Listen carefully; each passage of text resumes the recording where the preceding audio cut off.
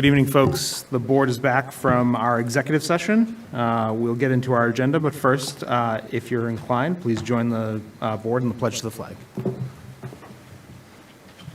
Pledge allegiance to the flag of the United States of America and to the republic for which it stands, one nation, under God, indivisible, with liberty and justice for all.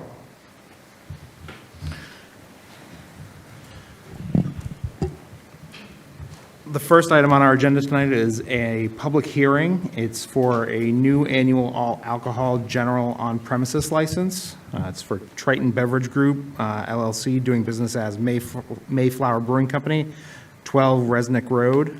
Michael McNamara is the manager. I'll read into the record the notice of public hearing.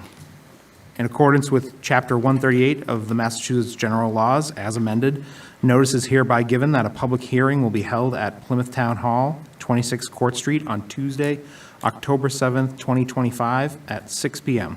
to consider the application for a new annual all-alcohol general on-premises license from Triton Beverage Group, LLC, doing business as Mayflower Brewing Company, 12 Resnick Road. Michael McNamara is the manager.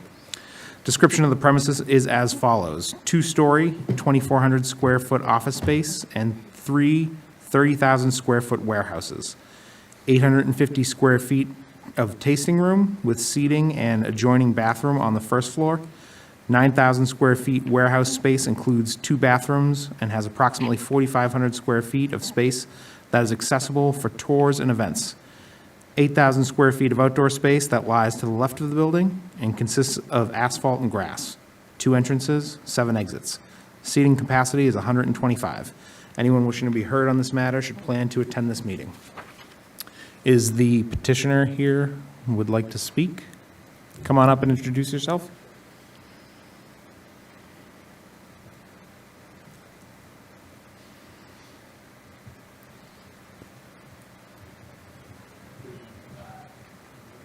Hit the green button, make sure your microphone's on. Sorry, hit the button, the green light will come on. Hello? There you go. Hi there, Mike McNamara. I'm the president and owner of the Triton Beverage Group. Been working closely with Drew Rousseau from Mayflower on the purchase of the Mayflower Brewing Company, and really excited to kind of as we go into the next chapter here with Mayflower. All right. Are there any questions from the board? Thank you very much. Thank you. Is there anyone from the public who wishes to speak on behalf of this application? Is there anyone online? Excellent. Is there anyone who is in person who would like to speak against this application? Anyone online? All right. I'll declare the hearing closed, and I'll bring it back to the board for a motion. Motion to approve. Second. Mr. Quintal makes the motion, Mr. Canty seconds. Any discussion? Hearing and seeing none, I'll call the roll. Mr. Cohen? Yes. Mr. Quintal? Yes. Mr. Canty? Yes. Ms. Iaquinto? Yes. And myself, yes. It is unanimous. Thank you very much. We will move on to the next agenda item, which is our licenses. We have Plymouth Philharmonic Orchestra looking for a one-day all-alcohol license. And Promise Keeper Coffee Company looking for a common victualler, new owner. Pleasure of the board. Move as presented. As a group. Any second? A second? All right. Mr. Quintal makes the motion, Ms. Iaquinto seconds. Any discussion? Hearing and seeing none, I'll call the roll. Ms. Iaquinto? Yes. Mr. Canty? Yes. Mr. Quintal? Yes. Mr. Cohen? Yes. And myself, yes. It's unanimous. We'll move on to the public comment section of our agenda. Is there anyone in person who would like to give a public comment? Please come up to the podium, introduce yourself.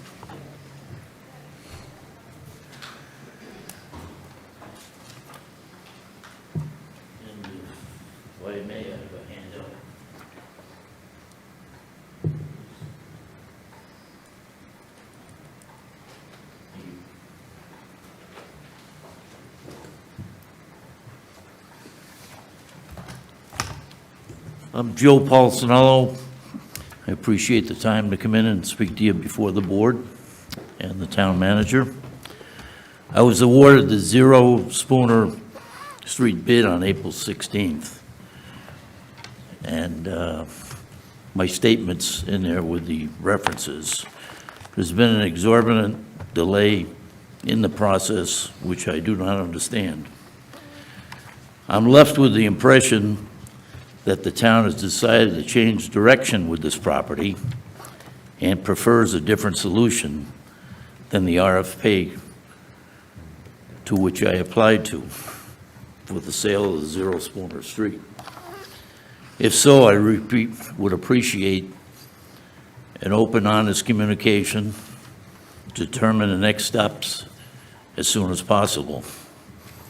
So in there's some things, I know the preservation and Mr. Kehoe and Ms. Laquita would have some interest in seeing my statement, but winter's coming and my statement speaks for itself.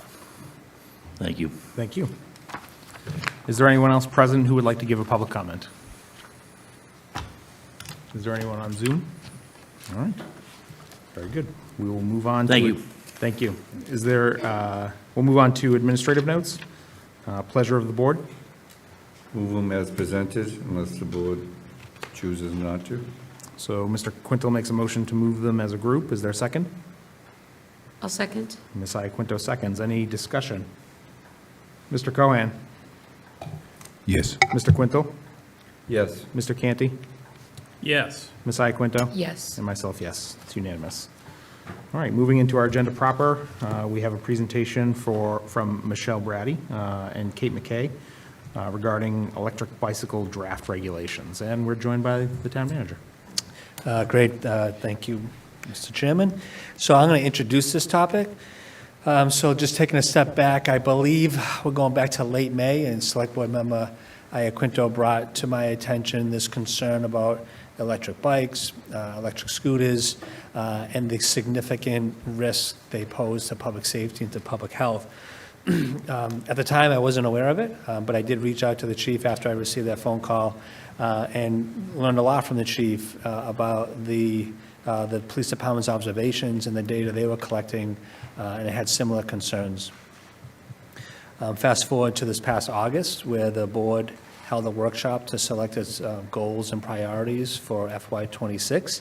And part of that discussion, the board selected the goal of regulating electric bikes for this community. So much credit goes to the police department. Chief Flynn's with us here today. His crime analyst did a lot of work on collecting local data. Credit goes to Assistant Commissioner Emily, who was able to, Emily Wilson, who was able to pull all this data both locally and then nationwide to help explain the public health rationale. And then over to Kate McKay, who was able to, and you'll hear from her in a few minutes, around regulation, around some ideas around regulating these. And then I'm going to turn it over to Commissioner of Health and Human Services, Michelle Brady, for the presentation around the public health rationale, both public health and public safety. Michelle.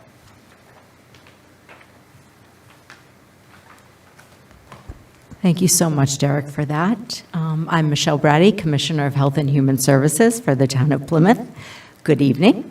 And on behalf of the Department of Health and Human Services, thank you so much for this opportunity to discuss e-bikes in our community as it relates to public health and safety. Before I begin the brief PowerPoint presentation, I would like to thank the Select Board for bringing this topic to the forefront as one of your current goals.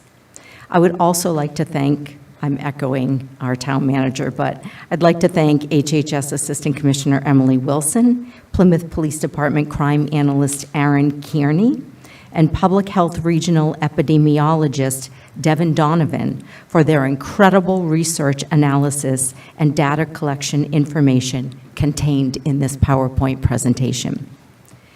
From a public health and safety standpoint, this conversation, and it is only a beginning conversation, is not about punitive actions or a withdrawal of privileges regarding e-bike operations. Rather, it is a concerted look at ensuring e-bike operators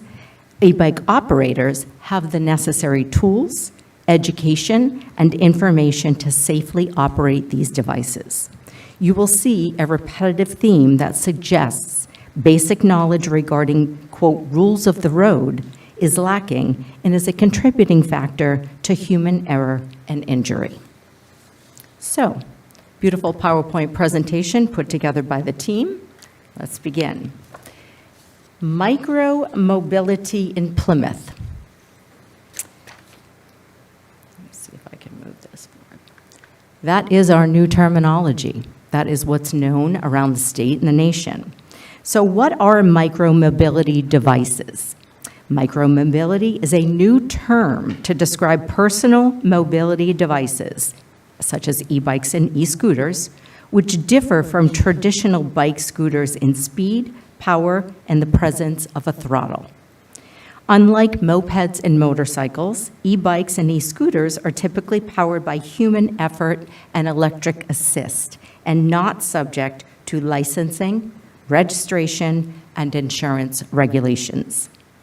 E-bikes are defined under Mass General Law, Chapter 85, Section 11B, 3/4, as bicycles or tricycles equipped with fully operable pedals and an electric motor of 750 watts or less. Motorized scooters, as you can see, are defined as any two-wheeled tandem or three-wheeled device that has handlebars, is designed to be stood and sat upon, powered by electric or gas motor capable of moving device with or without human effort, currently applies to e-scooters. What's the crux of this, the start? Rapid growth, unregulated/dangerous use, and unlawful modification of micro-mobility devices, especially among youth, have alarmed health and safety officials nationwide. Few quotes that we thought were important in terms of looking at where we are. Dr. Peter Papadakis, I'm Greek, I should know this, Papadakis. He is the Neurocritical Care Society of 2024, says of great concern to neurocritical care providers is that the growth and accessibility of these devices has been associated with a sharp uptick in deaths, traumatic brain injuries, internal organ injuries, and extremity fractures.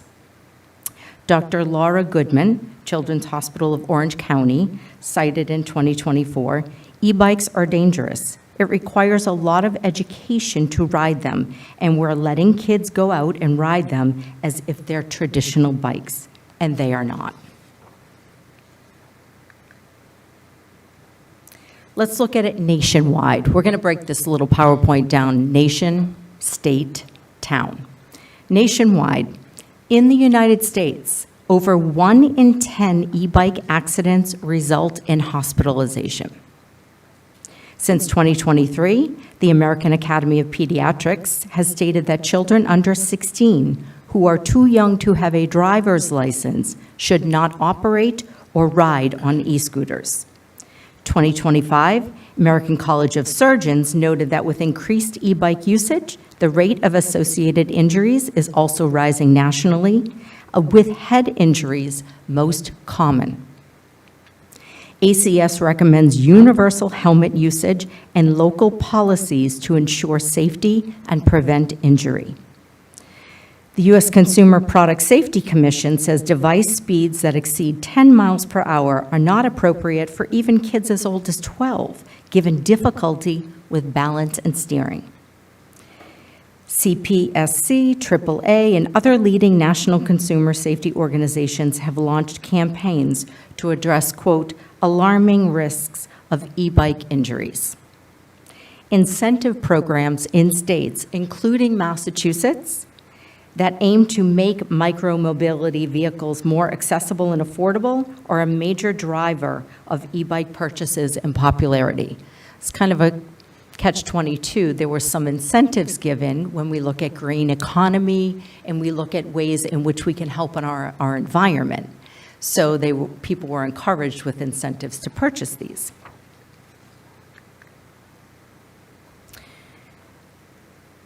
William Reynolds, Atlantic County, New Jersey prosecutor. This was in response to a recent death of a boy age 14 from an e-bike accident. There's a critical difference between the ability to operate a motorized bike and the maturity required to navigate real-world dangers. The human brain's decision-making center, the prefrontal cortex, doesn't fully mature until a person's mid-20s. This region governs impulse control, judgment, and risk assessment. While a teenager may have the fine motor skills to ride, they simply do not yet have the cognitive tools to consistently make safe decisions under pressure. That's not an opinion, that's neuroscience. And in the real world, it has consequences. Again, we're in a position looking at this to not suggest that teenagers can't ride e-bikes. We owe it to them to give them the tools to make the best decisions and to educate them as to the rules of the road and what should happen out there when they're riding these. Let's take a look at Massachusetts. In 2025, life-threatening e-bike injuries, including impalement and tragic fatalities, occurred across Mass, including deaths of a Charlton boy, age 11, an Enfield boy, age 15, a Greenfield man, age 41, and a Braintree man, age 64. Lest we think we're only talking about teenagers, the 64-year-old man perished when a food delivery person hit him who was not following the rules of the road. So when we look at cities and we look at smaller contained areas, we're looking at e-bike safety across populations. Dozens of local police departments and public officials have issued guidance and public service announcements, especially aimed at urging parents and kids to follow safety laws. Mass-based physicians estimate that e-bike injuries resulted in approximately 50,000 ER visits across the U.S. in the past 5 years, and point to an increase in pediatric injuries related to e-bikes, including head trauma, broken limbs, extremities across the state. Police officials describe, quote, skyrocketing increase in e-bike use and estimate that e-bikes now outsell traditional bikes at a rate of 2 to 1 statewide here in Massachusetts. In August, Hanover Police Chief Timothy Kane called for state action, warning serious e-bike tragedy is, quote, a matter of time, not whether or not it will actually happen, citing his observations of children as young as 8 operating e-bikes. Other Massachusetts quotes. Milford, Massachusetts Police Chief Robert Tassino stated this year, in my 30 years as a paramedic, I have never seen such a rise in brain injuries as we are witnessing since the advent of e-bikes in our community. Dalton, Mass Police Chief Deanna Strout, same year, this year, the difficulty that we have is when younger people are operating these bikes. They may not know what the traffic laws are because they don't have a driver's license and they haven't been to driver's ed. Just a snapshot and overview of some mass policy / action trends that are happening in towns and communities in Massachusetts. I won't go through each one in detail, but you see Amherst College, Boston, Lowell, Hanover, Milford, Nantucket have taken some type of policy action in regards to e-bikes as a result of concerns. I know Nantucket now is currently working on additional enhancements to their 2022 policy. So what does it look like here in Plymouth? What are the trends we're seeing? So a review of the Plymouth Police Department data revealed that 48 e-bike related calls for service over an 18-month period. almost identical to the amount of motorcycle complaints, which was 47, received in the same time period. Steady monthly call increase began in 2025 with a sharp peak occurring in July. Calls for service were fairly evenly distributed across weekdays, with moderate increases in activity occurring towards the end of the week into the weekends.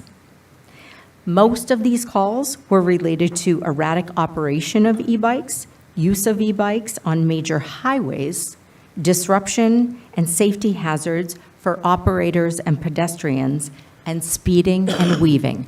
Again, this is in Plymouth. In 2 separate incidents, 3 teens were seriously injured in e-bike accidents, highlighting risks for teens operating e-bikes, teens riding together on one bike, and pedestrians.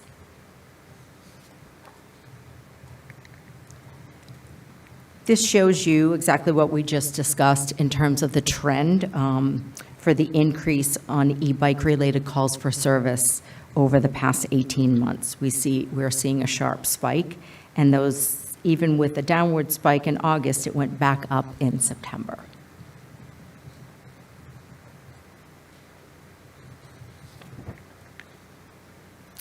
This is a hot spot, or hot map, if you will, about where we're looking in Plymouth at some of the trends.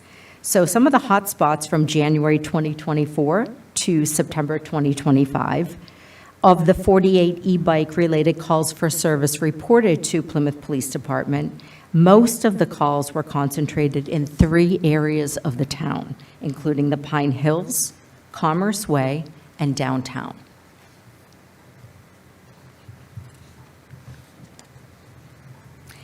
And then this is, talk about real-time data.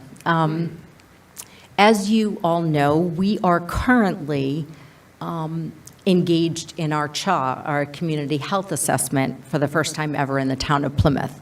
While I want to be very clear that this is preliminary data, we have, issued, we are wishing for our residents to complete our health community assessment survey.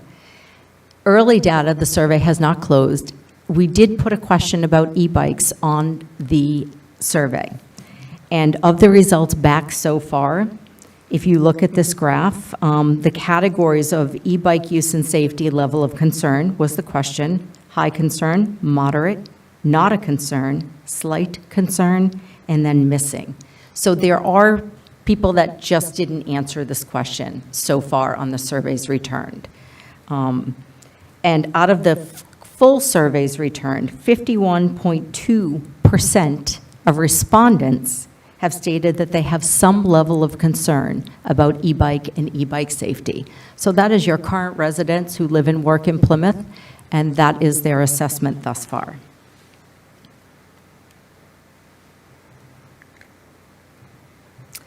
I'm, of course, open to questions, insights, thoughts, comments, and again, want to acknowledge and thank the researchers for this presentation. And Emily's sitting right here, so thank you so much. Thank Happy you. to answer any questions. Thank you, Commissioner Brady. Are there questions from the board? Deb? First of all, I want to thank everybody for this very thoughtful and informative presentation. It really sets a nice groundwork, and it makes a nice case for the policy that we're going to be looking at Thank in a you. few minutes. So thank you all for that.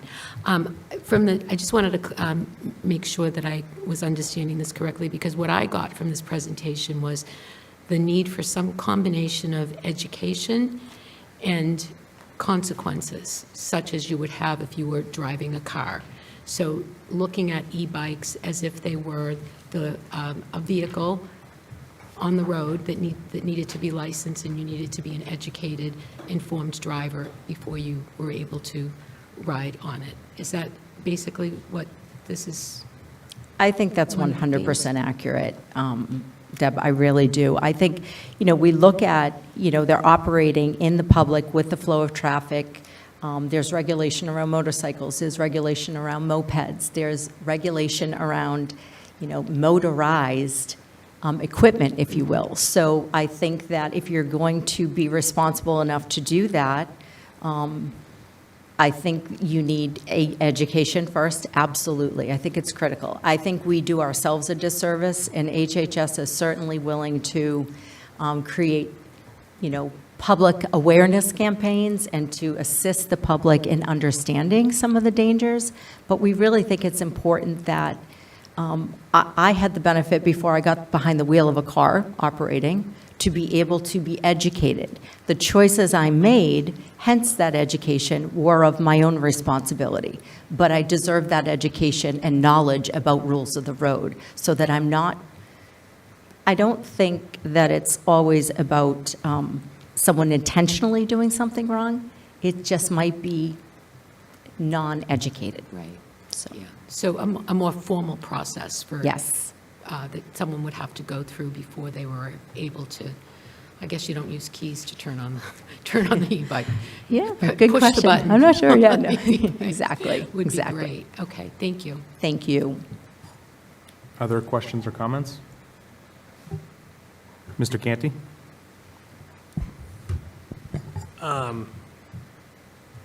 Do we have a sense of the success rate that those other listed communities are having in implementing their regulations? I know, like Amherst College is this academic year, so that's pretty nascent at this point, but some of the others have been on the books in some capacity for a longer time, a few years, in some instances. So knowing, I guess part of my concern with regulating it is we are a tourist community, so people will come here that don't know we have rules like this.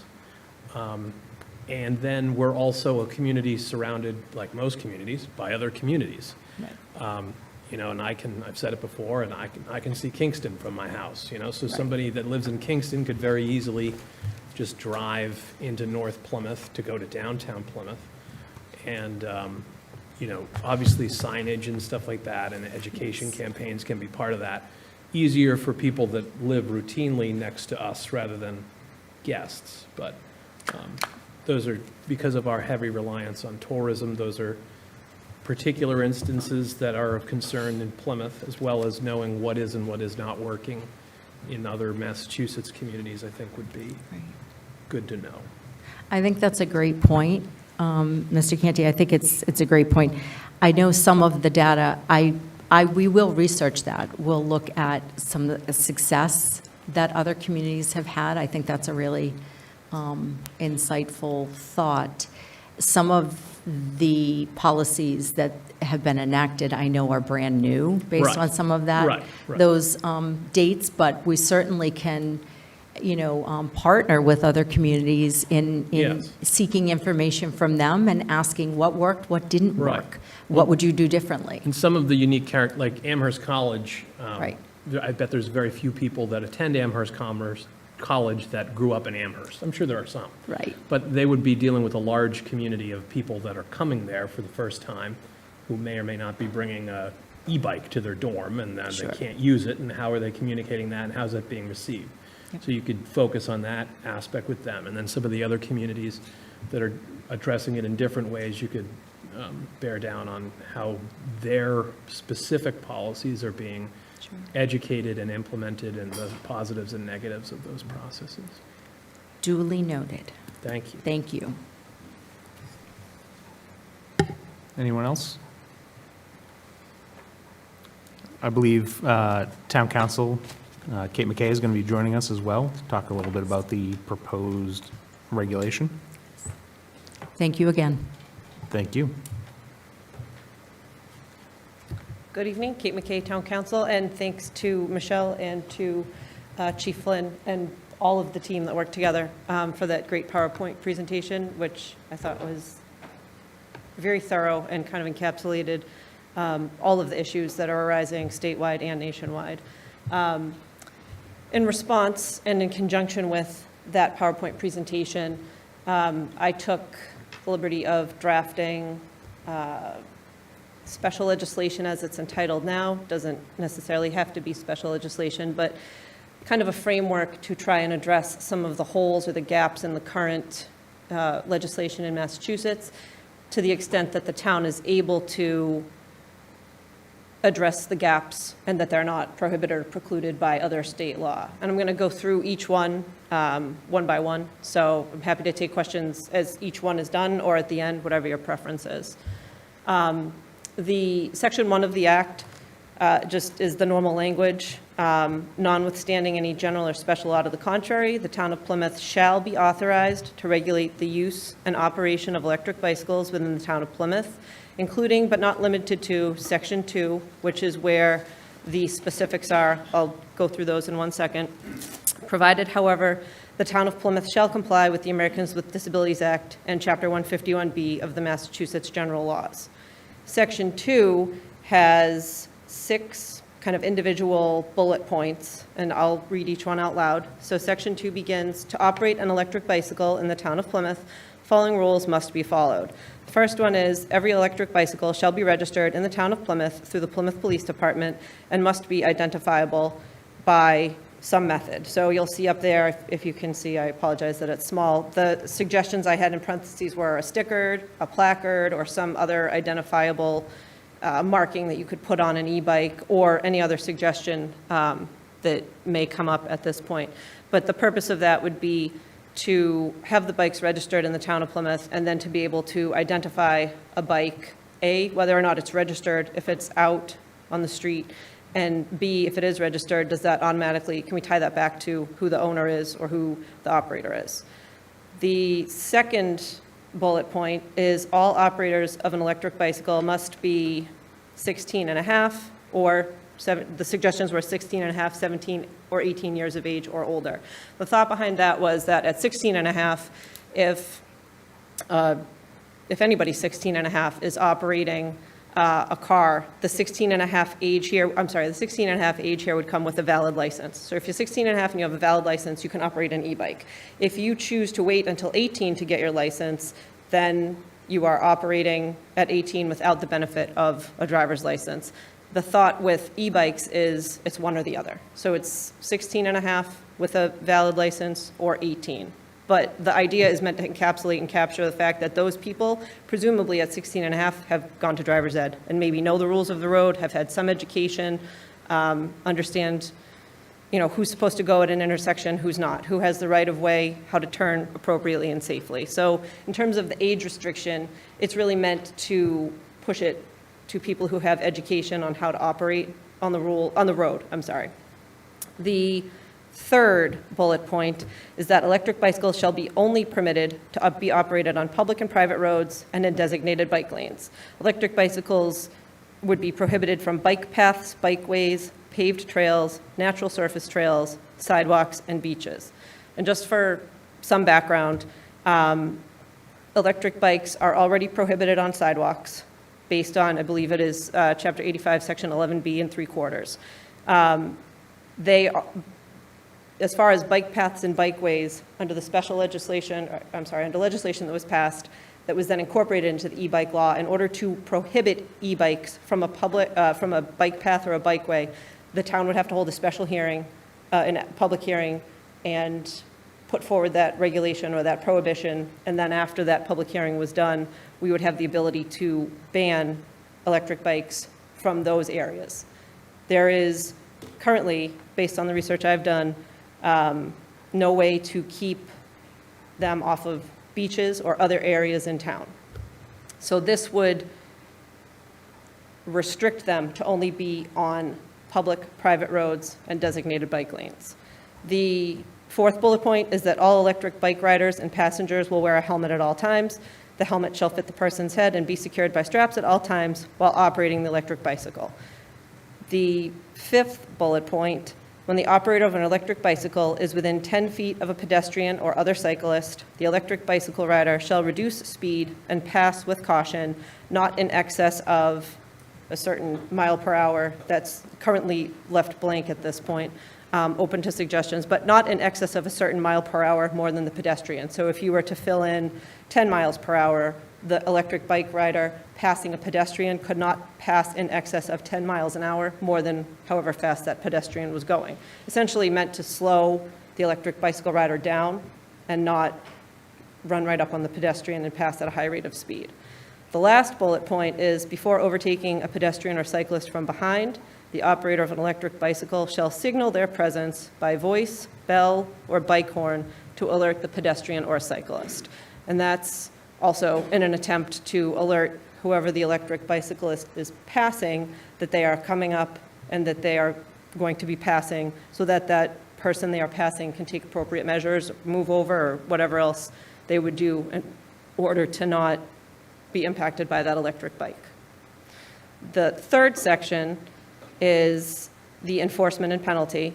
So in addition to any other enforcement or penalty allowed under state law or town bylaw, including but not limited to impoundment of the electric bicycle, a violation of the act would be enforced by a police officer via non-criminal disposition in accordance with Chapter 40, Section 21D, and be punishable by a fine of $100 for a first offense, $200 for a second offense, and $300 for a third or subsequent offense.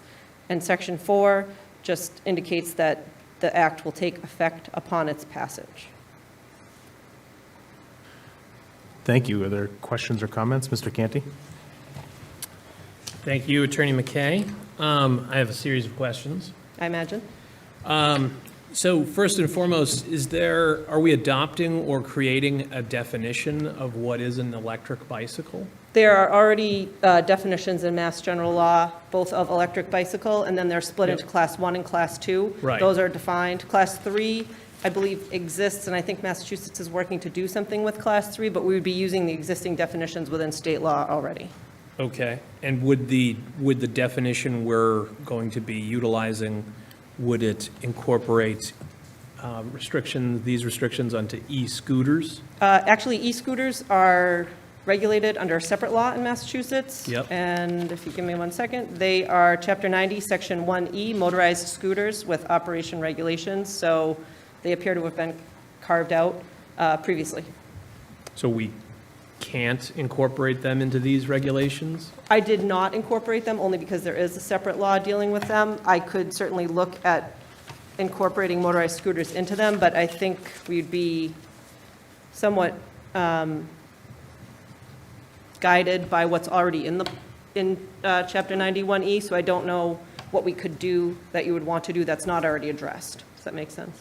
I guess it would depend on what's in the current, because some of the concerns about the operation of the two devices are consistent, regardless of which of the two devices the operator is currently using or misusing, as the case may be.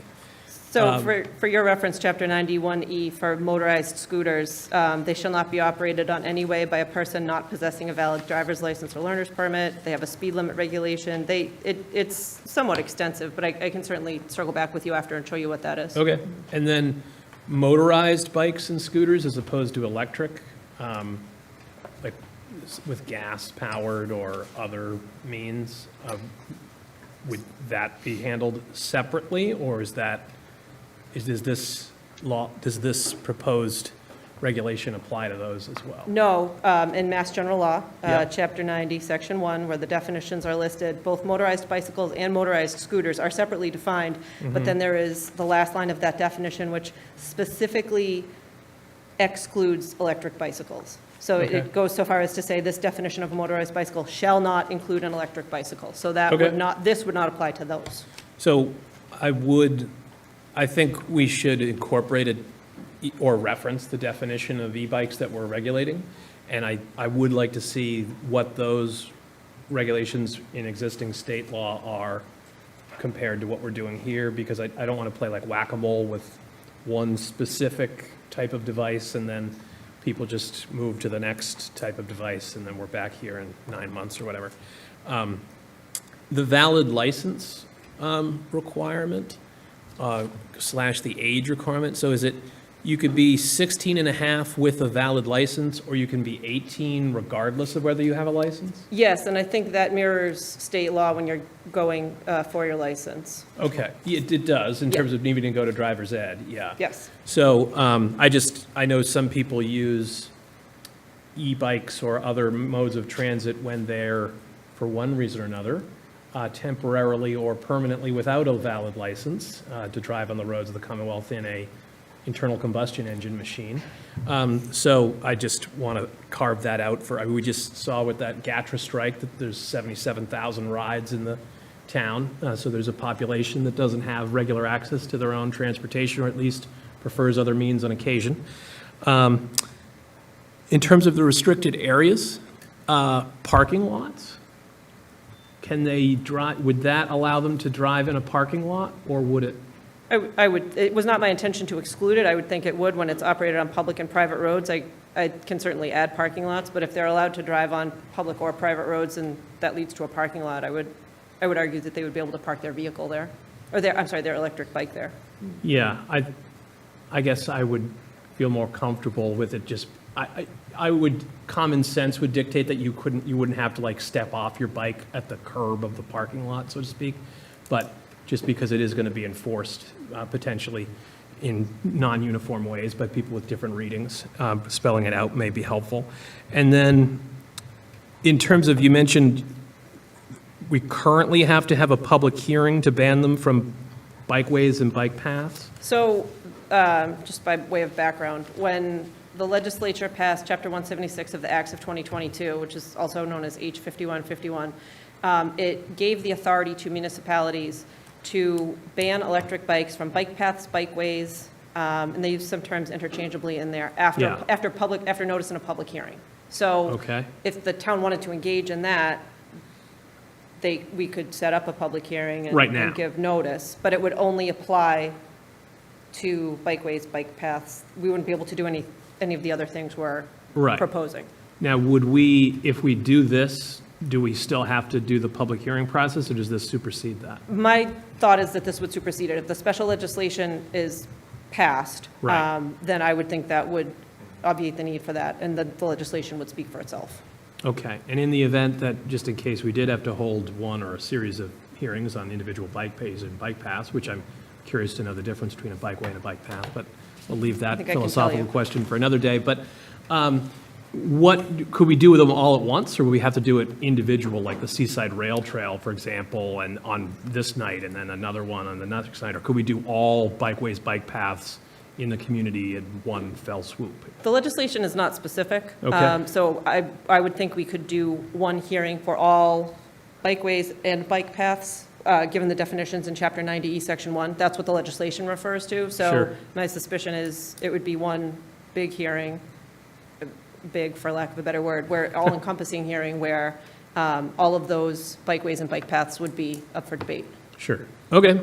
All right, those are my preliminary questions and queries. Thank you. Mr. Cohen? So, the Commonwealth of Massachusetts, the special legislation, just reiterate that again for, is there any time frame that you see on that legislation, the pace in which? If we were to Yeah. take the approach of advocating for special legislation, I think what we would ultimately, the timetable we would be on would be that we would have a warrant article in December. By the time the warrant closes for the spring, it would go to a town meeting vote. If the special legislation was, if the article containing the special legislation was approved at town meeting, I think we would engage in the normal course, which I think the town manager can speak to better than I, but it would follow the normal course after that up at both houses of the legislature and the governor. Yeah, typically, once town meeting approves special legislation, we ask one of our state representatives to file. They'll file it with the House and then with the Senate, and that could take anywhere from, I would say, 6 months to a year and a half, depending on the session. I do, it's important to note that because it's really, obviously, it says one of the quotes that was discovered by the presenters from the Department of Health and Human Services is that it's not if, it's when an injury is going to happen to a level, whether it's a head injury or life-threatening. So time is obviously of the essence, and pursuing this and understanding the time frame we have with special legislation, that's something just noted. Thank you. if I could just respond to that. There is another course of action, and that is to draft a bylaw.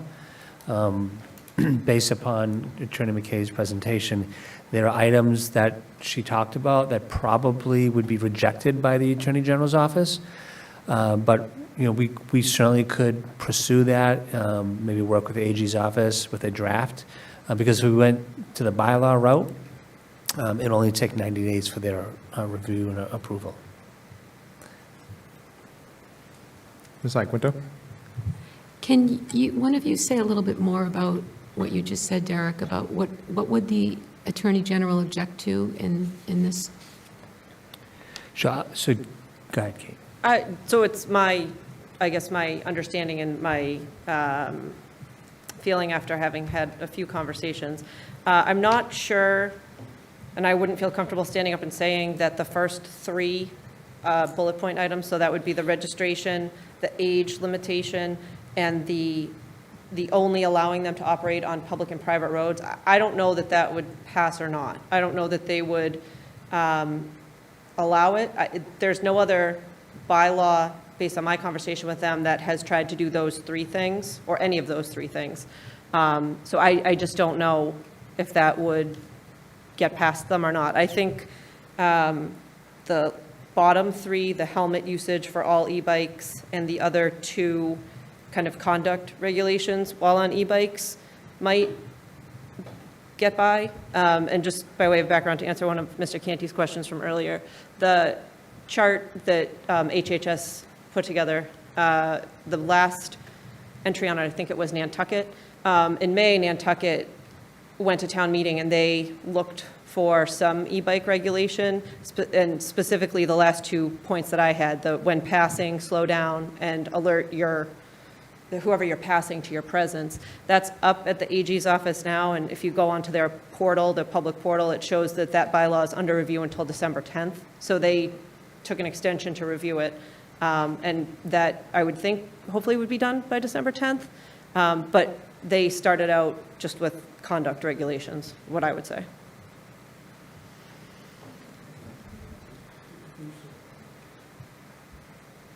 Do you know of any other communities that either have or are pursuing the bylaw route or this special legislation route? All I know is Nantucket, the Nantucket. one that I just spoke about. I don't know of any, and the AG did not know of any other communities that were proceeding with bylaws. Okay. And I have not heard of any other special legislation. I have seen many public service announcements from the local police departments, and that's, I think, part of what they're doing to address it with education, but I have not heard of any other. So I would be open to suggestions, or if anybody else has heard of it. Good. So, I mean, we could do a belt and suspenders, we could do both. We could do a bylaw and a special legislation that would, with the same requirements, but pursuing it through different means in case the AG's office wouldn't approve the bylaw. But this obviously has different language about notwithstanding other laws and stuff that would get us through. But we could also include a severability clause in the bylaw language so that if point one is rejected, the other points could still pass in the bylaw pending passage of this. So that if you include severability, then yeah, so that way if it's ruled out as being impermissible, then we could bypass, we could, you know, say there's 6 things, 2 of them are out of order, the other 4 are allowed to remain in place, and then we'll wait to get the other 2 through this process, which isn't perfect, but it's better than nothing. I do have a question probably for the chief of police, who happens to be in the audience, but the first of these restrictions is every electric bicycle shall be registered in the town of Plymouth through the Plymouth Police Department and must be identifiable by a sticker, placard, or other suggestion. So basically like a license plating requirement. Do you think that your department can handle licensing e-bikes? This is still up for discussion. Okay. There's going to be some work involved with this. You're right, And when we right. get down to the nitty-gritty of it. Way back in the day, the police department did issue, they did license bicycles back. The purpose for that is I'm not real sure. I think it may had to do with theft at the time. Okay. It did have an identifiable sticker with a number on it that we could look up for the owner at the time. Right.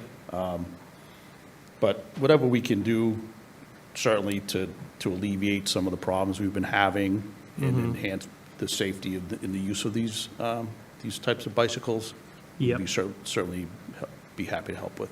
Okay. Yeah, I know you already have a lot of work on your plate as it is, and adding basically like a mini RMV function just wanted to make sure that was not an insurmountable task, but I understand it's still being discussed. So. Yes.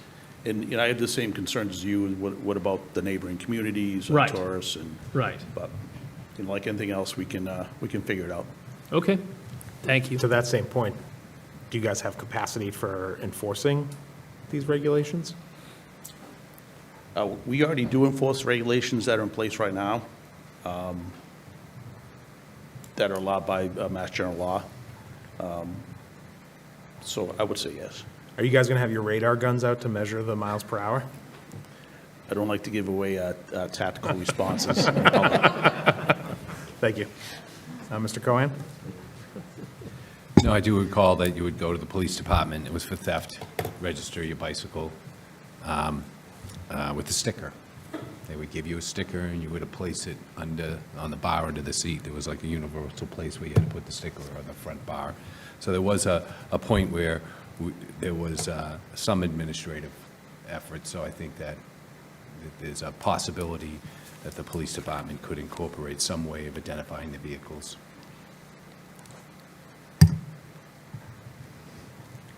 Ms. Iaquinto? Yeah, I think what we're trying to target here is irresponsible driving, right? So we want to make sure that that's what we're really getting at. I really like the idea of having some sort of formalized education experience for people, who have purchased an e-bike. The questions that we're all going to have as we continue this discussion is how to operationalize any of this. That's going to be an opportunity for us. I'm not going to call it a challenge or a problem. That will be our opportunity once we get to that point. But I do like all of these elements that you've got included in here. The one place where we might get some pushback, and I can't believe I'm actually going to say this, but is prohibiting them from bike paths, because I do know that there are a lot of people that are responsible bike riders who will have an e-bike just because they don't have the complete mobility to pedal constantly down, for 5 miles or whatever. So they have to rely on the electric portion of the bike. So I'd want us to think through that a little bit more. Not that we want to, we don't want to exclude people from using them responsibly in those areas. Because I'm a cyclist, but, and I know the rules of cycling is that you signal when you're head on your left, on your right, wherever you're passing by. So that sort of bicycle etiquette education, I think, would also be important in addition to learning the rules of the road. So just my 2 cents, but I like where we're going. Thank you. I agree with Ms. Iaquinto. I wrote down that I didn't like that this was roads only. I would think, maybe the chief can speak to this, but I would think the roads are the most dangerous places for these devices. Is that where most accidents are happening, on the roads? The chief has said yes. So I wouldn't be as restrictive, and perhaps that would alleviate some of the concerns Mr. Canty brought up earlier about us having to hold public hearings for those sorts of things. Did you want to say more, Chief?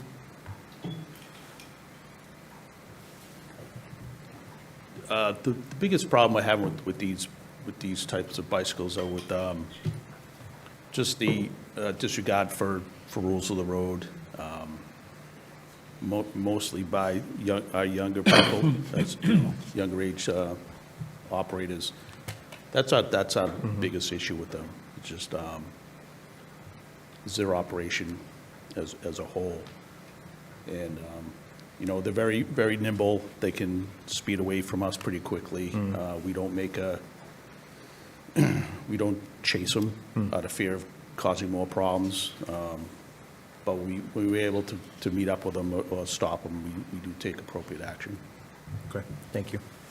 I would also say, if we could spell out the age restrictions, I do like 16 and a half with a license, or 18 and a half, or 18 regardless of license. So you'd like it to mirror the DMV? Yeah, I think that's fair. Other questions or comments? Mr. Cohen? And then there's the passing, 5, 10 miles an hour. Is there any other examples that we can look at? I think, when pedestrians start to share similar space of where these bikes operate, the fear is that they come up behind you pretty quickly and the person's hit and injured. So I'm trying to think about, sometimes there's a runner and you're walking, and you don't hear them, and you step out in their path. So I don't know. I think that it would be somewhere south of, I'd probably defer to Health and Human Services and their research on the speed that would be tolerable for passing. Is it 5? A human runs at 6, so something like that. Just another quick question for the chief regarding when you do catch up. What do you try to do when you catch up? When you have an e-bike person? I mean, our big thing is education. We just stop one of these, anybody using these improperly. We usually try to use the least amount of enforcement action, if you will. Right. So education is the big key. A lot of times we'll call the parents. Parents will come right down. We have them meet us at the scene and have a conversation with the parents as well. And they typically end up driving the bicycle home. Right. And taking care of it in that fashion. Okay, thank you. Ms. Iaquinto? Yeah, I just had a thought. This might be something that we could socialize through the schools too when the time comes, just do some educational programs within the high school and just to resource officers, thank you, to help. As I'm thinking through now I'm already at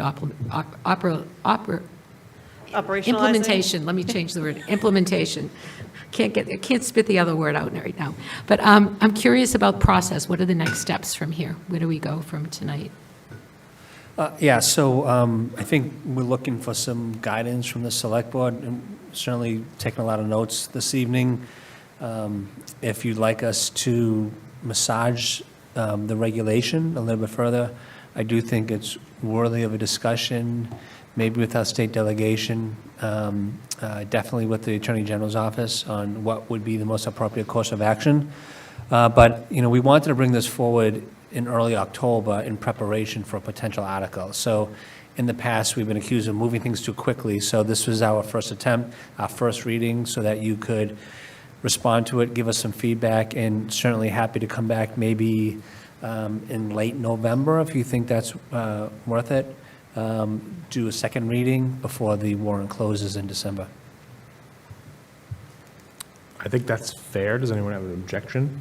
Mr. Canty? I think maybe we do one earlier than that, and then, so we have some time behind it before the warrant close, because this is very early, and it's not something I could vote for currently, although I like the concept, but I think some of those nuances are going to need a little bit more workshopping. So if we could maybe take 2 more bites at this particular apple, or Okay. at least allow in the schedule for that, that may make it may be more productive.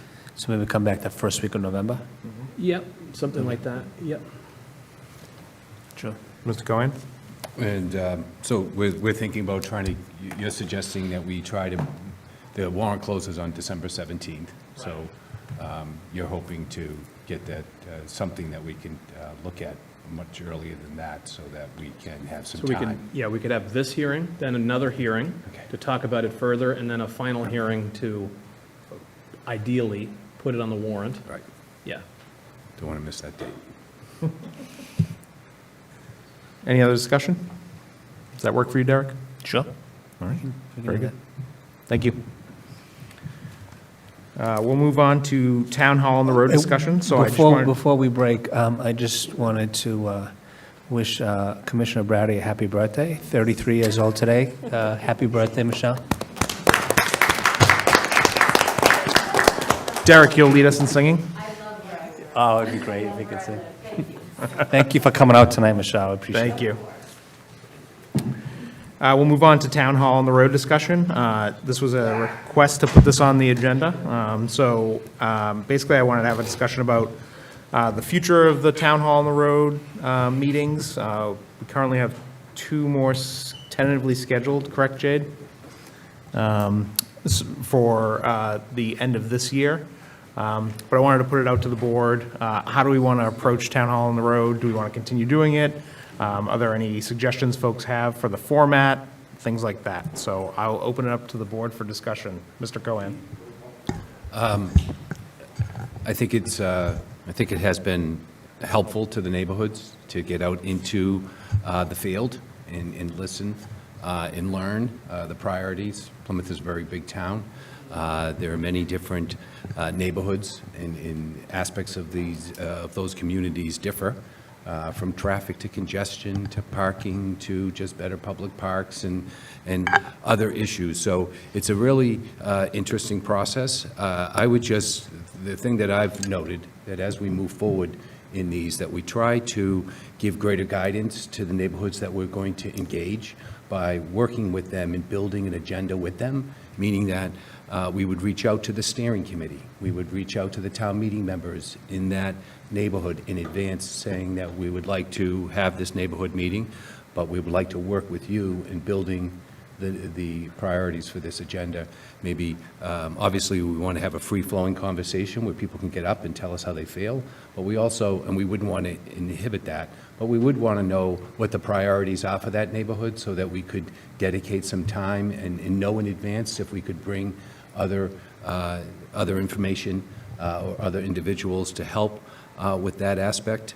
So even though it's not just talking about an issue, but it's actually identifying the issue, putting it on the agenda, giving us time to prepare to go to that neighborhood and talk about that issue, we might be able to bring additional information in advance of that meeting to help guide us. So I think that along with the free-flowing, open conversation where people are getting up and voicing their concerns, we want that to happen, but at the same time, we want to reach out to the steering committee and the town meeting members in that neighborhood to know what their priorities might be and maybe put that onto the agenda. And finally, these neighborhood agendas should have some sort of action item at the end where we're kind of suggesting, take some time during the meeting to think about what can we do together to work on that issue so that there is some sort of effort to follow up on that. I know that, internally we're working on, the ability to identify things that we'd like to see happen and keep track of that over a period of time. But I think for these individual meetings, I think that we should have a segment of the agenda dedicated to, what the action items will be, what the follow-up will be to this meeting and what we've discovered. Third discussion? Mr. Canty? So I think there could be a benefit to adding some community-directed items to agendas. But I think that I guess my one concern with it would be that the current process is really designed to be meetings for the community, guided by the community, and us going to them and listening to them and being able to respond to their questions and address their concerns. So I think if my hesitance on something like that personally is I wouldn't want to discourage people from coming because we wouldn't be listening to them as much. We'd be telling them directly or indirectly what we're here to talk about, right? As opposed to, right now the format is very, come, ask your questions, get some answers, and if we can't answer tonight, we'll follow up with you and get back to you soon. And I think that, the turnout has been, other than one of the meetings, was pretty high at all of them. And even the one that the turnout was a little lower was a lot higher than even the turnout we're getting tonight. No offense for those that did show up, but we got a lot more people to come to on the roads than we did to ones here, which I understand. But I guess, so, like, first and foremost, I would hope we would keep because right now, the format is a town manager or his designee, because Silvio had to fill in one time, gives like a general update. These are community issues, things we're working on in your community, as well as anything relevant town-wide that's new that you should know about. And then it opens to public Q&A in the format we've been using. And if those things were still higher on the agenda than other specific issues that either we or the steering committee or the precinct caucus members or whatever think, just so that it's clear that the community is leading the conversation and the discussion. Because when we're here, we lead the discussion, and we talk about the issues we want to deal with in the order that we have in the agenda, and it's just a very different format and experience. And I think the format is designed to be more of an open session. And the other thing, I know from a technical standpoint, because we've already done site visits for what was planned to be the November 4th West Elementary on the road and the December 9th Cold Spring Elementary on the road, that those, which I had arranged prior to some changes made on the board, but I know that there was reticence from the local scene to be able to support a formal presentation process like we can have here. So for things that we do put on the agenda as an item to deal with, we may need to factor into that we don't have the projector for that purpose, because I'm not sure that I think they were concerned about being able to flip over to the Zoom and the closed captioning versus a PowerPoint or other presentation. So just, maybe that's a surmountable obstacle for them, but that is something to follow up on, because they did bring that up at all the site visits and then the subsequent test runs that they did before them, making sure that they didn't have to do that, so. Just a quick follow-up to that.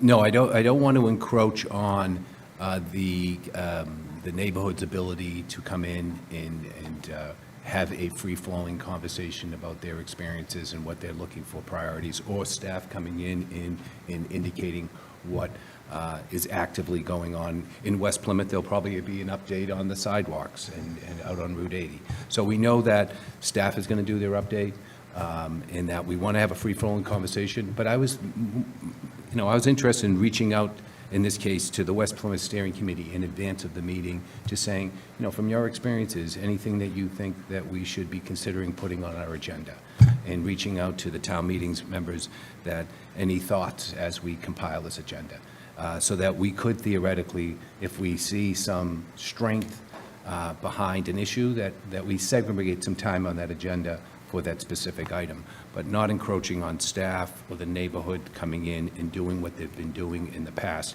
And I don't think I want to complicate it with a PowerPoint presentation. It could be as simple as just the printed agenda, that when you walk in the room, you pick up the piece of paper, or you have it on the PowerPoint, you have it on a Zoom, so the person that's participating remotely can see what the agenda is. I'm not thinking about something elaborate, but I think it would be constructive as we move into these neighborhoods to have these meetings, to kind of reach out in advance to some of the people that are tackling these issues in a permitting way, whether it's the steering committees or the town meeting members. Ms. Iaquinto? Yeah, I have a couple of thoughts on that. First of all, I love the idea of wrapping up the meeting with the discussion of action items and next steps. So I'm all over that. And I think there could be some value in reaching out, or there would be some value in reaching out ahead of time to understand the issues, to inform our own preparation. I'm not completely sold on putting together like an agenda that formalizes discussions that people who come to the meeting may not be interested in talking about. But what I would advocate for very strongly is we're about to wrap up this first year of, half year, of On the Roads. This would be a great time, great opportunity to solicit some feedback from the places that we've gone to, just like in the spirit of continuous improvement. What could we do better? What do you want these meetings to look like? Assuming that we're going to continue to have them, and let them tell us what we're missing. There may be things that people wish that we had covered or done differently in those meetings that we can't, we aren't even on our radar. So I think it would be awesome if we could reach out, we could do a little survey, or we could work it through the steering committees to reach out to constituents to get their input. But regardless of what we do with the next two, I would suggest that we do that for, in planning the next round. Mr. Canty?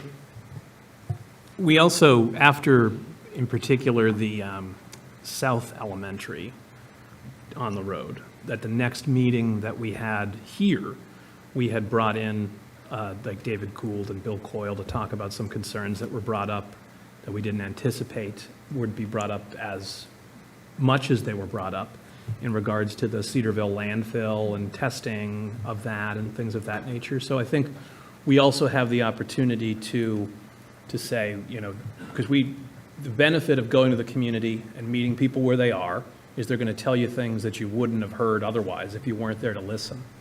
And we have the opportunity through our other meetings to address those types of things that come up organically. And I think the organic nature of the meetings has largely been successful in people just getting out there and being able to voice their concerns. I mean, the first question, I did not anticipate, and I've used this example recently, the first question we got at the Cedarville Community Room meeting was about the West Plymouth Airport. So that isn't something I would have expected to get as the first question down there. But somebody knew they had an open forum that they could, as long as they were willing to take the drive, they could go down there and ask that question. And I think that's a benefit, that I would hate to lose. So I think personally with these, like less is more, letting the public structure them, drive the conversation, following up afterwards if necessary. I do think, like I had reached out to steering committee chairs and precinct chairs for the meetings to try and get, they obviously have a network in those communities. They know what some of those concerns and issues are. So they could get their people out to ask the questions, and they could also, I know a couple of those people did say that there were particular things that they wanted us to be talking about, and I had reached out to Derek or Silvio, as the case may be, to make sure that that particular topic was in the town manager's report, and then obviously being prepared to answer questions that came up about those.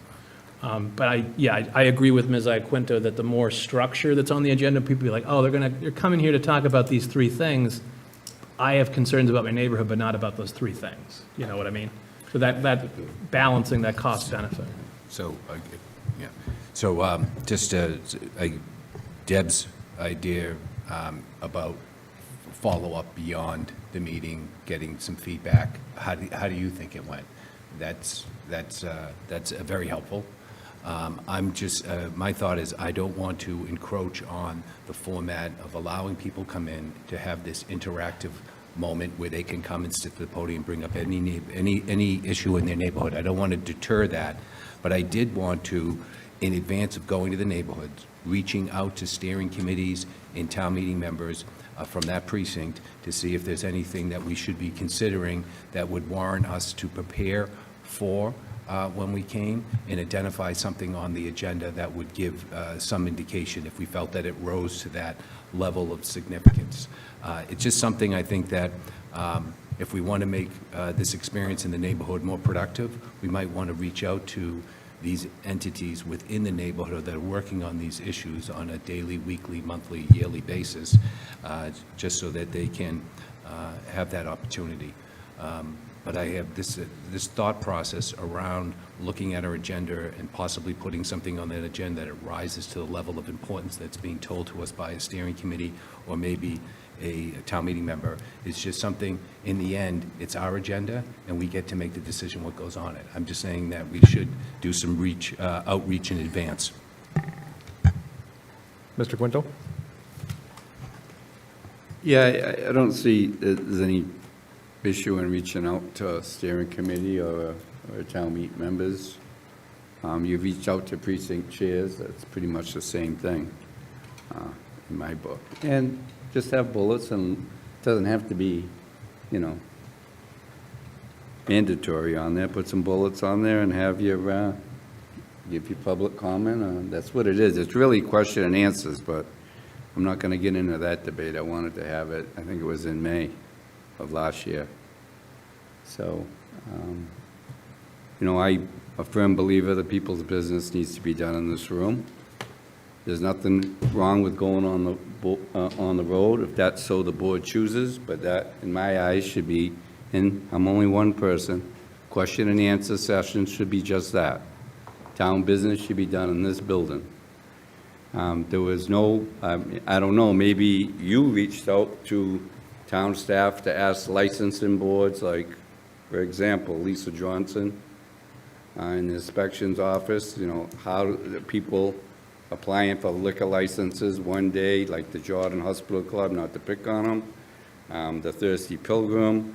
There's known regulars that don't always get the paperwork in on time. So if you have a conversation with her, it's a couple weeks out. That's the conversation I wanted to have before we did it.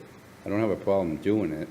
It's just that our business should be done here, and exactly what it is, question and answer should be on the road. And, you know, residents get aggravated with a system where you're making it harder and harder for them to apply for a liquor license or apply for a one-day event. And what we're elected to do is make their job easier. And this is what frustrates people. And I'm just going to let it go. I've seen some nice things said about the on the roads, but at the time I would have rather spoke about it and done it that way. Either it's question and answers or it's our meeting, and our meetings should be done in this building. If someone's applying for a liquor license or any kind of license or any kind of town business, they have to travel, you know, to the other end of town or wherever you might be, and sometimes it's good and sometimes it's not. So, but, you know, there's 5 of us here. I don't see why we can't just put a little bit of everybody's in there, and let's move along. Mr. Canty? So in terms of the licensing component, we did do admin notes at the On the Roads. In terms of things with public hearings, the solution to that was just meeting more often, because then we could have the formal public hearings at the meetings that were here, and that system seemed to work well. But I do believe that it is imperative in this day and age, post-COVID-19 pandemic, and mobile working engagements and structures throughout society, and the technology that we have now, that I don't personally believe that it is necessary that town business needs to be completed in town hall. I believe that there is a tremendous benefit to getting out in the community, meeting people where they are, listening to what they have to say, trying to answer their questions and address their concerns, and being able to follow up on those things in various capacities. That's what On the Road was always designed to be, was an opportunity for Plymouth citizens to feel that its government cared about them. If I may, there was no discussion of it. So I find that, I just think it's imperative that that is what citizens wanted to see and had an opportunity to see for that period. And I think that it would behoove us to continue with that process so that our residents can continue to feel that we value them and that we are experiencing their experience in their neighborhoods. Thank you. With all due respect, I've had the respect of the residents in this community for about 21 years. So I think that speaks to itself a little bit. And it's not just your idea, which was what this whole thing was. There was no discussion. So you can skirt it, really, all you want. But there's 5 people here, and we all have the same voice, including myself. Mr. Cohen? I think in the end, I think we can have some balance, can have our cake and eat it too. We can have our own on the road, but obviously we need to be focused on the responsibilities of the board to meet the permitting process and the hearing process and do that from Town Hall. But there's opportunities to schedule where it is accommodating a neighborhood meeting and going out into the field and doing some homework in advance of going to that meeting, so that there is some structure to the meeting, like I said earlier, reaching out in advance. But I think that we have to, separate the outreach to the neighborhoods from the responsibilities of the board and some of the other general business that we do. So it's a balancing. We don't want to create a more difficult situation for someone to seek the necessary permits or have the necessary hearings. But there is a balance to this process where we can accommodate what Mr. Quintal is indicating and move in the direction in what you have observed as the benefit of reaching out to the larger neighborhoods of Plymouth. I think one of the things that we could do is, I hear what you're saying, Mr. Cohen, in terms of reaching out to the steering committees and the caucuses. Perhaps, and maybe Derek, you can weigh in on this. Perhaps one of the things we could do is do that and then publish the items that the town manager intends to address as part of our agenda. Leave it open for additional items that may come up at short notice, but at least inform the public that the town manager plans to address these items in advance of the open question and answer. Would that satisfy your request, Mr. Cohen? Yeah, I think that's a unique way of approaching it, where we would gather the information in advance, and the town manager could focus his attention on those things that are coming in to see if it's an appropriate way of responding, if that's to something that he would. So I'm clear, because I'm hearing two different things. I'm hearing Mr. Cohen mention gathering the data first and then putting that out in advance. But I'm also hearing that whatever I determine is what we're going to discuss, which is really driven by neighborhood issues that I speak with the departments about. Typically in the past, I would let them know that we're going to be in the Cedarville area. Mm-hmm. We have our staff meetings every Tuesday at 9 a.m. And I asked them to give me feedback, what's happening within your department in that neighborhood, so that I can report out on that. So I'm happy to do whatever the board wants, I'm just looking for clarity. So let's say that the department heads give you 5 items. We publish those on the agenda. I reach out to the steering committees and the caucuses, and they echo those 5 items, but they come up with the 6th item.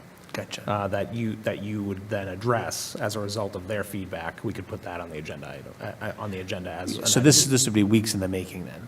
Yeah, we'd have to have some upfront, and I will commit to doing that work upfront. Yeah, it's easy to do. Is that, Mr. Canty? Well, I think, you'd need to reach out to them weeks in advance to try and get them to bring people out to the meeting too, because these meetings are only as successful as their attendance is, because we have a public Q&A session and we've got just Everett and Steve. I mean, as happy as we are to see Everett and Steve every week, it would be nice to see some other faces too, no offense, when we're meeting people out there in the community. So, I just think that reaching out in advance and listing them, like these among other items will be addressed by the town manager, is fine. And then that, it still keeps it clear that they'll, as long as it's phrased in a way that it's clear that there'll be an update provided on this, and then an opportunity to ask the board questions, because I don't want people to not come out to the meeting because they think they're going to have to sit through like a lecture series, which obviously is not the intention either. So just striking the balance between identifying information that the community wants to hear about, but also making it clear that like you can walk off the street and not even know what town meeting form of government is, and we can answer you questions about that, if you're interested in asking them. Yeah, I think that, Chairman Golden's suggestion is something that would cover what my concern was.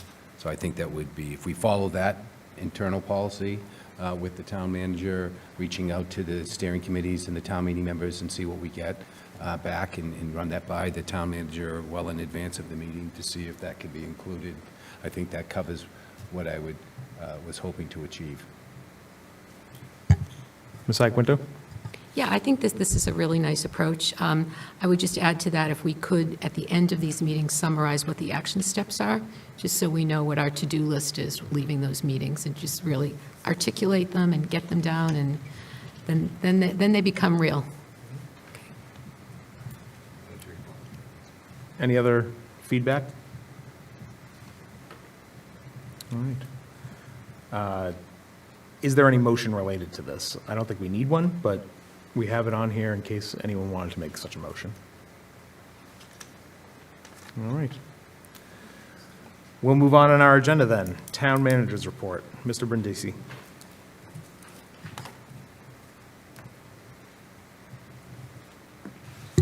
Okay, so just a few items to report this evening. The first item I wanted to mention, I think it's really important. So, as you all know, we hired a new library director about 6 months ago, and he's doing a phenomenal job, really looking at the library, both staffing, services, but starting to look at the infrastructure of that building.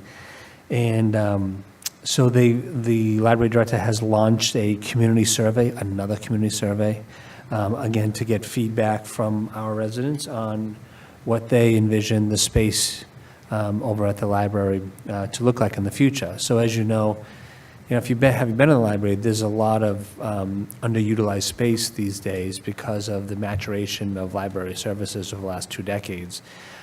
So they're embarking on a survey so that they can reimagine what that space would look like, offering new services, perhaps maybe turning part of that space into a community center for people of all ages. So the survey is now live. They will be holding a community forum on October 21st from 5 to 7 to invite people in so that they can have that conversation. So I encourage folks to be engaged.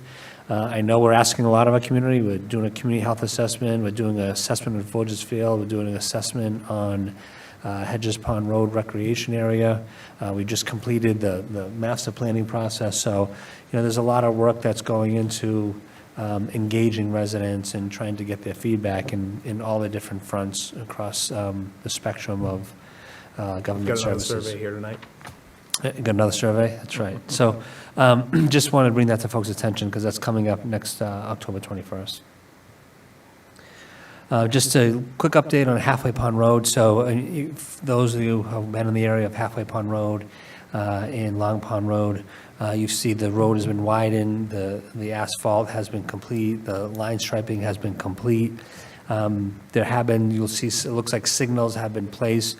Right now, we're waiting for the remaining components of the signalization to come in. We're expecting that not to come in until late November. So I just bring that up tonight because I know this has been long anticipated, the completion of this intersection, but we're expecting late November for the final components of the signal to come in. Once they're in, we'll complete that project. So, hopefully by Thanksgiving, that project will be complete. I just wanted to mention, I want to thank Matt Sheridan, who's donated a couple speed bumps. These are temporary speed bumps. He's donated them to the town. Starting tomorrow, we're going to use those speed bumps as a pilot program over on Wareham Road. So we'll keep them on Wareham Road for probably a better part of a month. We'll monitor that, see if it's effective in slowing the speed down on Wareham Road. If effective, we'll pull those temporary speed bumps up and we'll make permanent speed bumps. So more to come on that, but it's a unique opportunity. Thank you to the gratitude of Mr. Sheridan for donating those because it gives us the ability to try out speed bumps to see if they work. And if they do work, then we can make them more permanent. Just an update on Full Sail. So Mr. Gould reported this morning that they've been able to go to the parking lot on St. Charles Ave. They pushed back all the brush that was really overgrown. They were able to clean up about a pickup truck worth of debris that was embedded in that brush.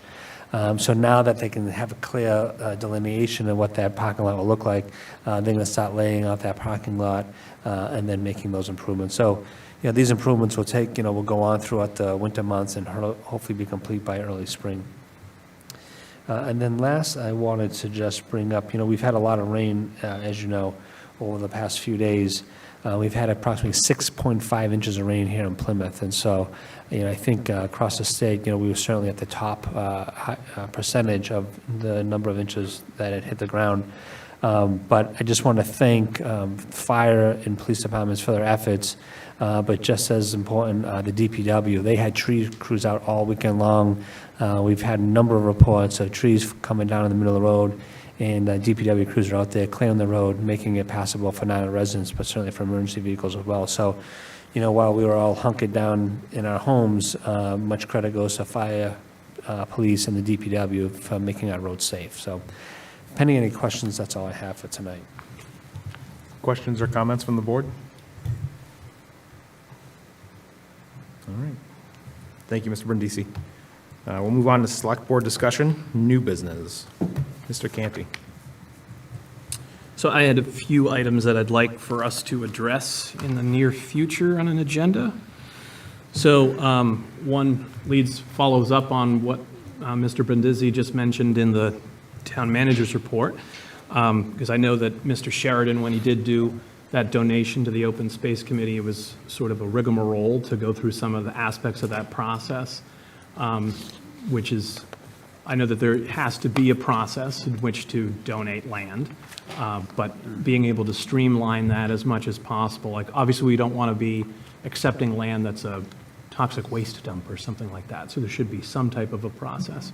But given that the tax title taking process has changed fundamentally, and that it's unlikely until that is addressed in some substantive way, that a committee like the Open Space Committee will be able to make much use of new tax title takings, I think that there's going to be an increasing reliance for, or a committee like that doesn't have funding like the CPC, for example, to bring open space online, is going to be dependent on donations.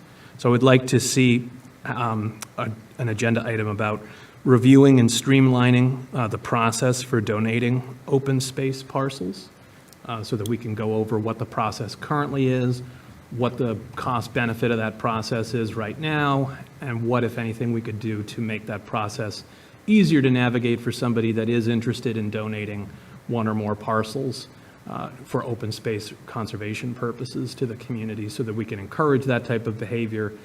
So there are tax benefits to residents that they could achieve as well, but obviously there are significant community benefits to that. And then I have two that are sort of related, so could be addressed in the same meeting or could be handled in two separate meetings, but I'm impartial as to the order. But they are to develop a more streamlined process for businesses to navigate town regulations. We are constantly talking about economic development and wanting to improve economic development opportunities within the community, but we should be looking at opportunities to make it easier for current businesses to navigate our regulations, as well as the businesses we would like to attract to the community. So looking at other communities in the area, or even outside the area, and seeing what's working there and what, if any, of those processes and policies we want to bring into Plymouth to allow it, to make it easier to remain in business in Plymouth for our existing businesses, as well as to make it easier for somebody that wants to open a business here to be able to do so. And then somewhat related to that is to develop a town-wide guide to permitting. So permitting involves businesses as well, but there are other aspects of permitting to consider as well. But the permitting process can be somewhat Byzantine to some folks, particularly entering into it for the first time. So having an ability to have a guide to that. And I know that in talking with Mr. Cohan before, he's brought up the idea of having like somebody, like a liaison assigned to a business or to a type of business, so that there would be a contact person that they could call and get answers to their questions. Hey, I want to do X. What do I have to do in order to do X? So you got to go to here, you got to fill out this form, do this over here, just to make it easier for those folks and businesses to address the issue and go where they need to go in order to get things done, so that we can make that process easier.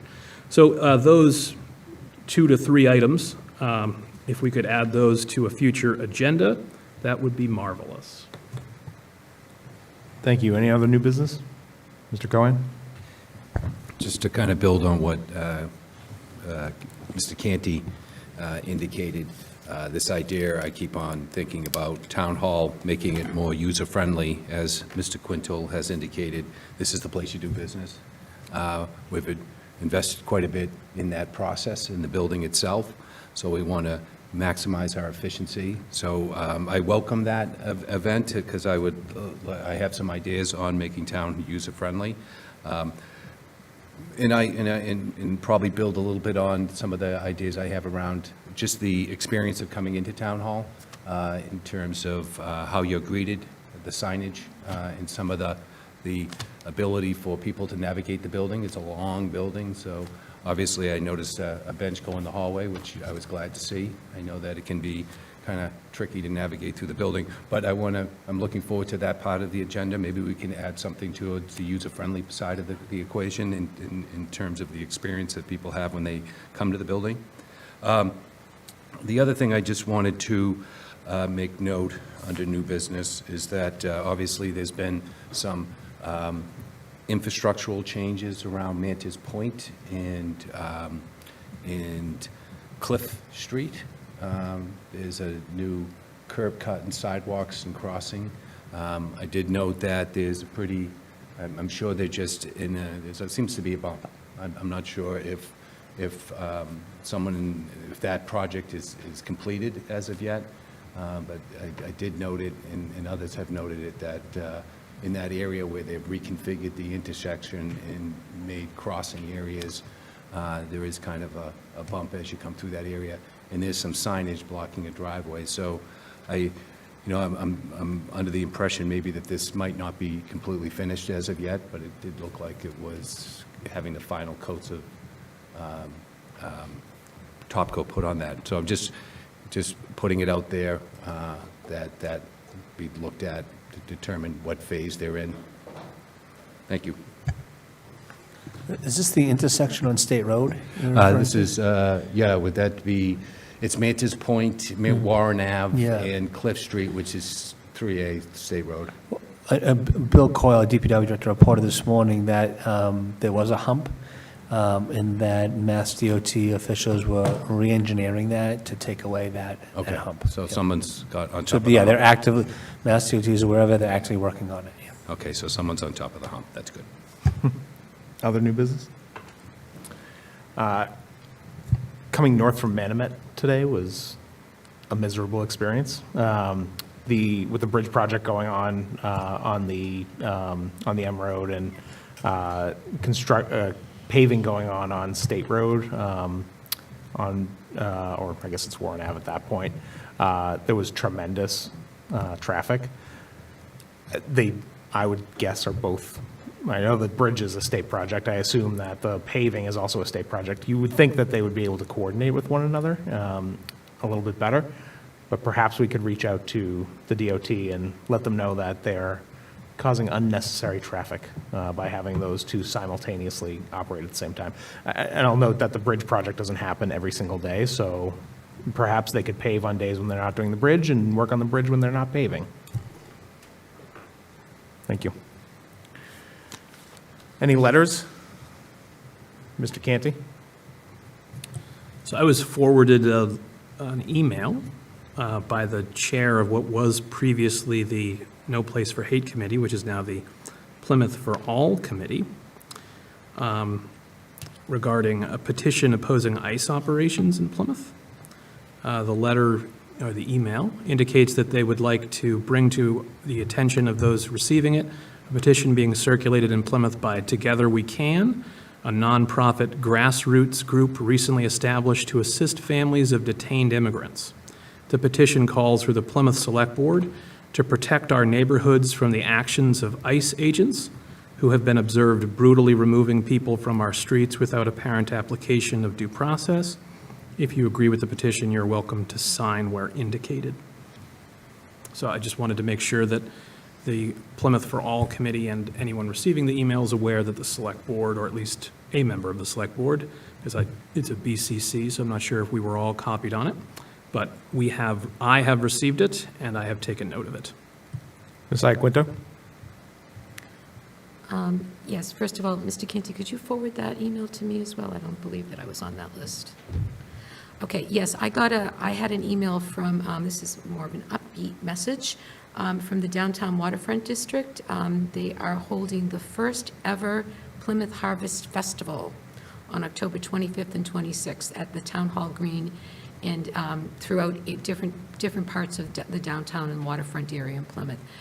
They've got a lot of really fun things planned for kids. It's family-friendly.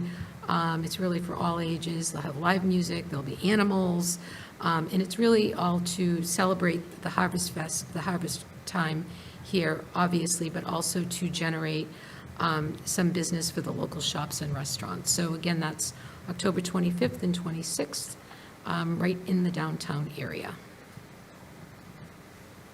Other letters? Old business? Mr. Cohen?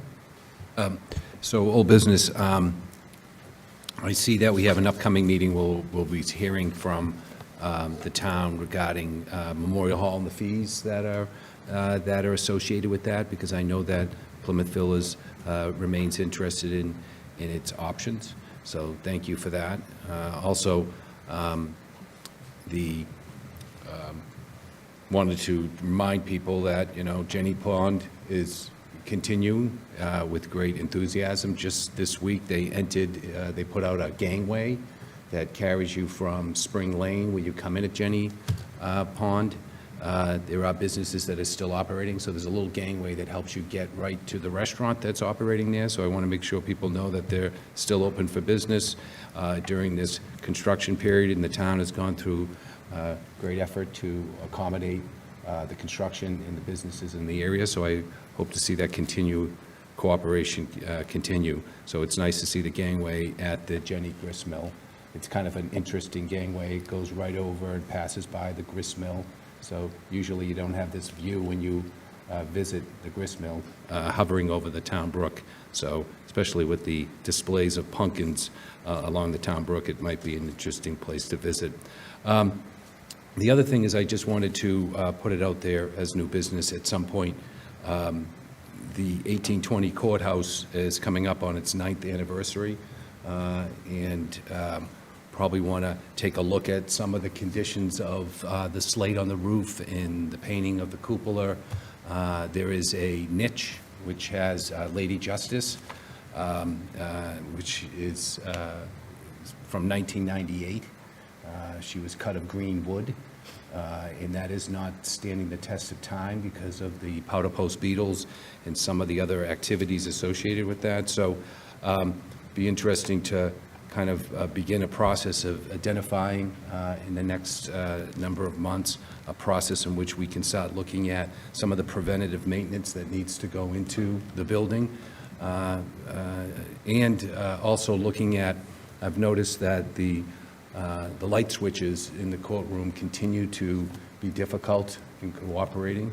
I know that at one point we switched out the light sensors with just a regular toggle switch, that the lights that are working in there now are reliant on a toggle switch. So, these are things that we should revisit at some point with the Department of Public Works and whoever is going to be looking at that. I'd be happy to see that move forward and happy to help in any way I can.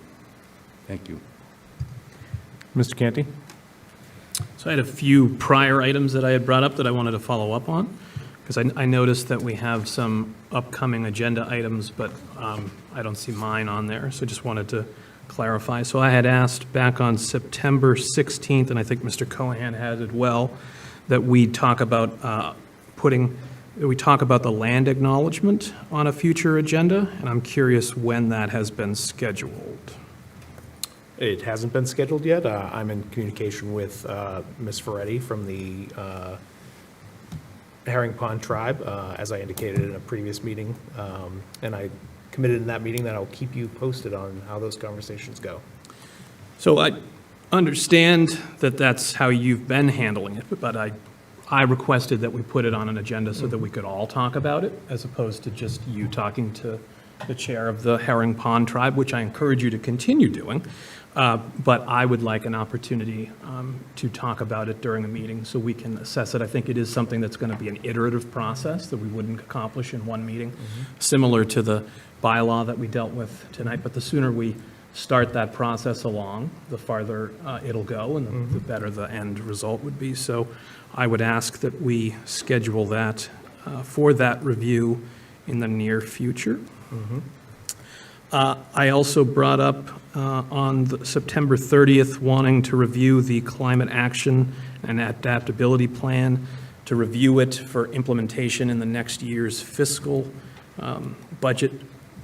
So, because obviously we're in the process of right now beginning the budgetary process that will culminate in town meeting next spring, but we need to obviously, if we are going to incorporate any of those items from the climate action and adaptability plan, particularly in relation to or in response to the lack of the town for achieving the downtown sustainability grant.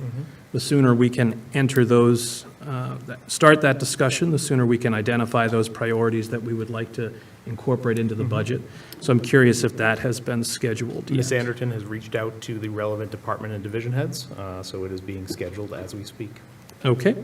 And then I had asked as well, back on September 30th, for us to have a conversation with, about public safety and ICE activity in the community, about how ICE is conducting its operations, which again, we cannot stop ICE from enforcing federal law in the community, but the manner and means in which they conduct themselves is, I think, something we could at least try to have conversations with them if they are falling short. As a reminder, they left a vehicle in a busy intersection outside of a school, and they had nearly caused an accident at that same intersection a couple of weeks prior to that, and it seems like there are times when they are communicating their presence in the community, and there are times when they are not, and I know that residents are concerned, not just from the letter that I read out earlier, but from other communications that I've had with residents. They're concerned about how ICE is conducting themselves in the community, and that they wish that town officials would stand up for enforcing at least the minimum amount of decency and public respect that we could expect, and that our residents' due process rights are being respected as much as possible, and they're not creating a public safety risk on our streets. So I'm curious if that has been scheduled yet. It has not been scheduled. It is in the queue with a long list of items you've requested. Okay, well, I would look forward to seeing when the items that I have requested will be added to a future agenda, so that we can discuss them as a board and get some activity done on them for the benefit of our residents and constituents. Thank you. Other old business? Is there a motion to adjourn? Motion. Mr. Quintal makes the motion. Is there a second? Second? Ms. Iaquinto seconds. Any discussion? Mr. Cohan? Yes. Mr. Quintal? Yes. Mr. Canty? Yes. Ms. Iaquinto? Yes. And myself, yes. We are adjourned. Thank you.